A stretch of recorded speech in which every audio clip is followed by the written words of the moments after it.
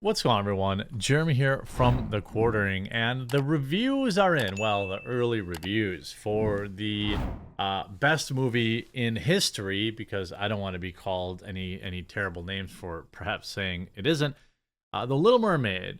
Now, we know the movie is shrouded in a little bit of conspiracy or controversy because of the race swap in its lead role. We all know that that's just an improvement and not done for any other reason. But the movie's, I've said this and I'll say it again. The movie's probably fine. It's not for me. I'm literally the 40-year-old white guy Brie Larson talks about. Now, the Little Mermaid is not for me, so it'll be interesting to see how it does in the box office. For parents with their kids and this huge generation of kids that just need a fake mermaid to look just like them, apparently are waiting to go into the theater. Now, live action remakes have never really ranked extremely well from critics, and I guess this is one thing I agree with them on. I don't think any of them are any good. I don't think any of them are worth watching, but there's certainly plenty of them that have made a ton of money. Alice in Wonderland, The Lion King, even though it didn't rank well, these movies still seem to do pretty decent in the box office. It's going to be interesting to see how The Little Mermaid goes. If we look at some of the, at least from a critic's consensus, which ones did good was The Jungle Book, which was Jon Favreau, Pete's Dragon in 2016, Cinderella in 2015, The Jungle Book in 1994. Wow, that's an old one. I don't even remember that one.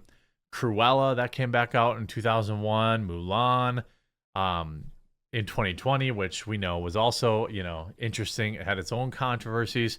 Christopher Robin, Beauty and the Beast, these all rate okay.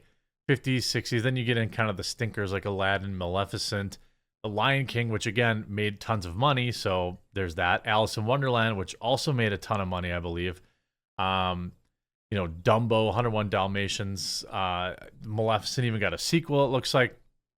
Now, some of the reviews are in for The Little Mermaid, and they're about what you would expect. Nobody's going to outright demolish this thing. That they would lose their career. They couldn't possibly, go on to say anything else. But you see a synopsis: a young mermaid makes a deal. We already know.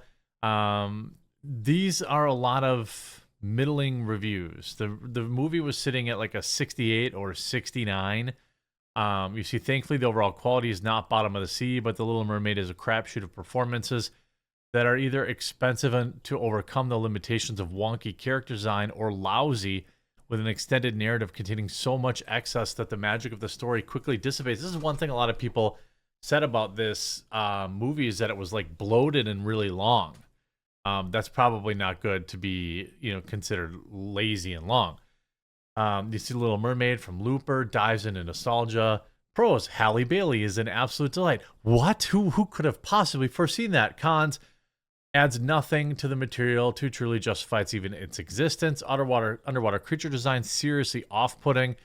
A true slog pacing-wise. So it's boring.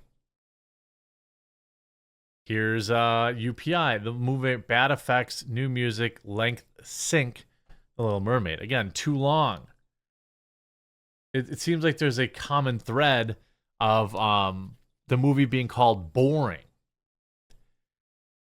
Of all of Disney's inevitable live-action remakes, The Little Mermaid in theaters Friday is not as bad as The Lion King or its Pinocchio. There are aspects to appreciate, but more overwhelming evidence that live action does not suit The Little Mermaid. Halle Baily plays Ariel, daughter of Triton, blah, blah, blah. We already know. Opening the film to a more diverse cast is the best justification for a remake 34 years later. Is that even a justification? Seeing a live action Ursula, Ariel, and Triton bring some of the story themes more into focus, this, that, and the other thing. Audiences used to suspend disbelief when filmmakers made the most of what they had to work with. Now it feels like filmmakers gaslight viewers into accepting they're watching the ocean when a far more sophisticated technology still doesn't even look real. It's an hour into the movie before Ariel even makes her deal with Ursula. The film checks in with Ursula twice in the first half. She's just waiting until Ariel has vulnerable moments so she can exploit. The Little Mermaid doesn't quite capture the energy of the live-action Aladdin and Beauty and the Beast. Well, not the worst of the trend. It does reinforce the inevitability alone is not good enough reason to make the movie. You know, most of these are Halle Bailey's a delight. Everyone says Halle Bailey's so good. I think that's like the one. That way you can shield yourself. You can criticize everything as long as you say Halle Bailey. You know, the extended 135-minute runtime doesn't help matters, as somewhere along the way this remake lost its heart. The original made so special. Associated Press movie review: Disenchantment, Under the Sea, and live action. I mean, these are mainstream press. Visibility is a problem for more than just Flounder too. Sometimes Little Mermaid's underwater sequences look too underwater. Things are cloudy and dull and hard to see, which is amazing to me.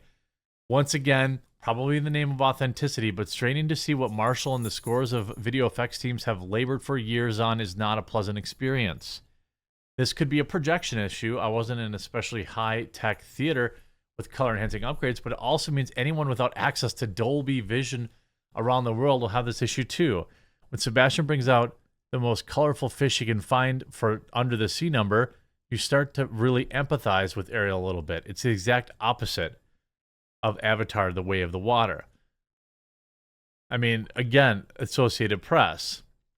The Little Mermaid review: Halle Berry singularly buoys a poor, unfortunate live-action remake. This is what I'm talking about. Everyone's just saying the movie sucks, but Halle Bailey, and so that way they're not safe. Now, do I think parents will still take their kids to see this dreck? Of course. A lot of people say the songs suck too. You see Bailey is a superstar single-handedly saving the remake from sinking into the fathoms below.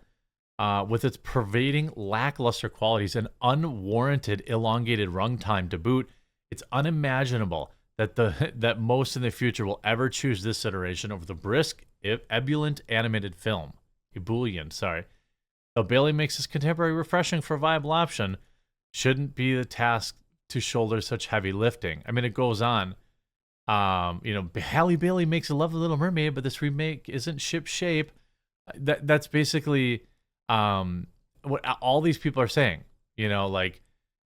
Even some people talked about, the feminism of it. I'm trying to find some of these other reviews. Now, these early reviews are always generally more positive because they're really, early, like, access journalism stuff. Because for all the pizzazz, everything about The Little Mermaid is just more muted. Miranda's new songs are odd, too, and don't seem to fit. The Little Mermaid origin story lacks room for this more feminist take. It's simply not deep enough. Maybe things are better under the sea, but they sure as heck aren't better in live action. Little Mermaid, a beloved 83-minute fairy tale fully transformed into a strained 135-minute pale imitation where the main character doesn't get her Faustian legs until a full hour into the proceedings. 2.5 hours? Good Lord. Now, the film is sitting at a 70% right now. I suspect it will creep up. Maybe find itself in the 60s. But as we've seen in the past with these live-action adaptations, the live-action films, there's really no semblance in terms of what has a good rating and what people are willing to go pay money to see. What else is out in the movie theaters right now for kids that could compare? I mean, I guess if I look at what movies are showing right now in theaters in May, I wonder if I could pick like this week, or I could say newest maybe. I have Little Mermaid. You have a Burt Kreischer comedy, a bunch of movies. It's not competing against anything. I mean, it's smartly enough, obviously. Definitely smartly enough. There's nothing really for kids to see in the movie theater right now. So if you're looking for an hour and a half of peace and quiet from those dang yelling kids, the Little Mermaid live action is probably still going to do pretty good. It's going to be interesting to see exactly, where this lands in the box office. I don't know. I don't know. If The Lion King can make $1 billion, so can this. But the early numbers from pre-sales in China are not good, and no movies really make it to $1 billion these days without China. So it's gonna be interesting to see how this shakes out for Disney. The reviews are pretty middling, 70% certified fresh, nothing to write home about. You can see people are pretty protective in their reviews, saying, well, the movie sucked, but Halle Baily, the movie stunk, but Halle Baily said, please don't call me a racist. Movie stunk. Movie's super long, super boring. 2 hours and 15 minutes. That's a long time. That's a lot of stuff that could have hit the cutting room floor. 86-minute is, that's the problem with the movies nowadays, by the way. They're all too dang long. All of them. I want to go into the movies for like a tight 90 minutes to an hour 45. And that includes, by the way, the previews. So none of these, like, now you go to the movie theater, you got to watch 12 minutes of commercials before another 12 minutes of cartoons. You're in the dang place for 3 hours. Too dang long. People got things to do. Will you be taking your kids, or will you be seeing the live action Little Mermaid this weekend? Make sure you let me know. I anticipate the next round of articles from the mainstream press that will call everyone a racist troll who doesn't like this movie. Hope you enjoyed this video. If you did, make sure you leave a like on it, and we'll talk to you again real soon.